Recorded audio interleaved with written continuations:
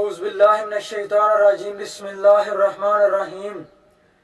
اللہ اس کے رسول صلی اللہ علیہ وسلم کا پیغام پوری دنیا کے انسانوں کے نام۔ آج ہم بات کریں گے کہ اللہ کی رسی کو مضبوطی کے ساتھ تھامیں۔ اللہ کی رسی کو مضبوطی کے ساتھ تھامیں۔ اللہ کی رسی کون ہے؟ اللہ کی رسی کون سی ہے؟ سورۃ آل عمران آیت نمبر 103 کے مطابق کہ اللہ کی رسی کو مضبوطی سے تھام رکھو اور پھوٹ نہ ڈالو۔ سورۃ آل عمران آیت نمبر 103 اللہ کریم ارشاد فرما رہے ہیں کہ میری رسی کو مضبوطی کے ساتھ تھامے رکھو۔ اور اللہ کی رسی کون سی ہے؟ اللہ کی رسی ہے قرآن شریف، قرآن پاک۔ اور قرآن پاک پوری دنیا کے انسان مانتے ہیں کہ یہ اعلیٰ اور افضل کتاب ہے، تو ہمیں کوشش کرنی چاہیے کہ اس کتاب کے مطابق سب کے سب فیصلے کریں، چاہے دنیا چاہے آخرت کے فیصلے ہوں۔ آخرت کے فیصلے عمل کرنا، نبی علیہ السلام کے نقش قدم پر چلنا۔ تو اس کے علاوہ صحیح بخاری حدیث نمبر 6582، حدیث نمبر 6582، نبی کریم صلی اللہ علیہ وسلم نے فرمایا کہ میری امت کے کچھ ساتھی حوض پر میرے سامنے لائے جائیں گے اور میں انہیں پہچان لوں گا، لیکن پھر وہ میرے سامنے سے ہٹا دیے جائیں گے۔ میں اس پر کہوں گا کہ یہ تو میرے ساتھی ہیں، لیکن مجھ سے کہا جائے گا کہ آپ کو معلوم نہیں کہ انہوں نے آپ کے بعد کیا نئی چیزیں ایجاد کر لی، نئی چیزیں کیا ایجاد کر لی۔ تو نئی چیزیں کون سی ہیں؟ وہ دین میں ہے، وہ ہے عمل، جس سے عمل سے بنتی ہے جنت بھی جہنم بھی۔ تو اللہ کی رسی کو مضبوطی کے ساتھ نہیں تھامیں گے تو یہ حدیث شریف آخرت کے مطابق آخرت کا حوالہ ہمیں دے رہی ہے کہ اس دن میرے ساتھی سامنے آئیں گے تو وہ ہٹا دیے جائیں گے۔ کیوں؟ کہ انہوں نے اللہ کی رسی کو مضبوطی کے ساتھ نہیں تھاما ہوگا، اللہ کی رسی قرآن شریف۔ تو ہم سب لوگوں کو، پوری دنیا کے مسلمانوں کو، اور یہاں تک کہ تمام انسان یعنی یہود و نصارہ کو بھی اللہ نے مخاطب کیا ہے۔ یعنی سورۃ شورى آیت نمبر 8، اور اللہ چاہتا تو ان سب کو ایک دین پر کر دیتا، لیکن اللہ اپنی رحمت میں لیتا ہے جسے چاہتا ہے، اور ظالموں کا نہ کوئی دوست اور نہ کوئی مددگار ہوگا۔ اور یہ والی جو آیت ہے نا، سورۃ شورى سورۃ نمبر 42 آیت نمبر 8، یہ غیر مسلموں کے لیے ہے کہ اللہ اپنی رحمت میں جسے چاہتا ہے لیتا ہے۔ تو رحمت اللہ کی تو اس پر ہی ہوگی نا جو آخری نبی کو مانے گا۔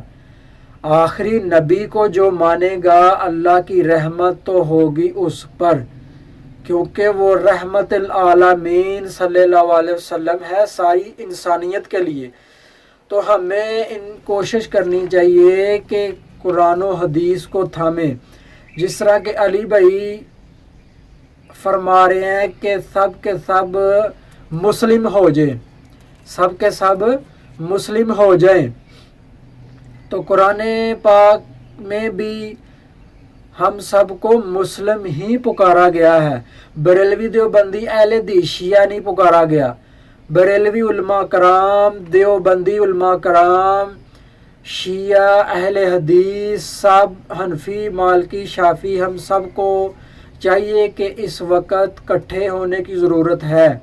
جس طرح کہ علی بھائی پوری دنیا کو مخاطب کر رہے ہیں کہ قرآن و حدیث کا دین اور فقہ حنفی کا دین اور کیا، اور اس کے علاوہ اور بھی سوال اٹھتے ہیں کہ فقہ حنفی کیا قرآن و حدیث کے مطابق نہیں؟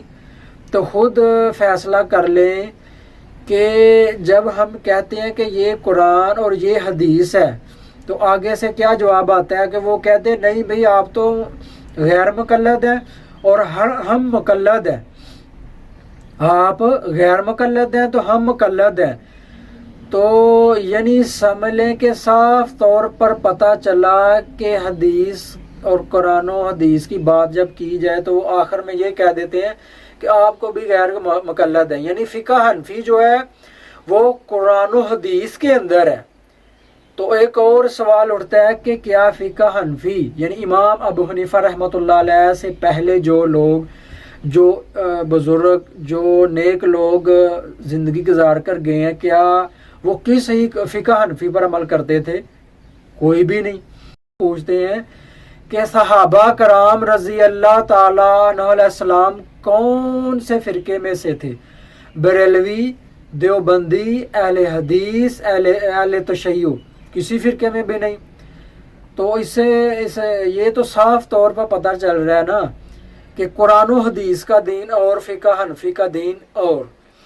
اس کے علاوہ الترمذی کی حدیث شریف ہے 2641، اس میں بھی دیکھ لیں کہ نبی علیہ السلام نے پچھلی قوموں کا حال بتاتے ہوئے فرما رہے ہیں کہ بنی اسرائیل 72 فرقوں میں بٹ گئے اور میری امت 73 فرقوں میں بٹ جائے گی، اور ایک فرقے کو چھوڑ کر باقی سب جہنم میں جائیں گے۔ صحابہ نے عرض کی کہ اللہ کے رسول صلی اللہ علیہ وسلم وہ کون سی جماعت ہوگی؟ تو آپ نے فرمایا کہ وہ لوگ جو میرے اور میرے صحابہ کے نقش قدم پر ہوں گے۔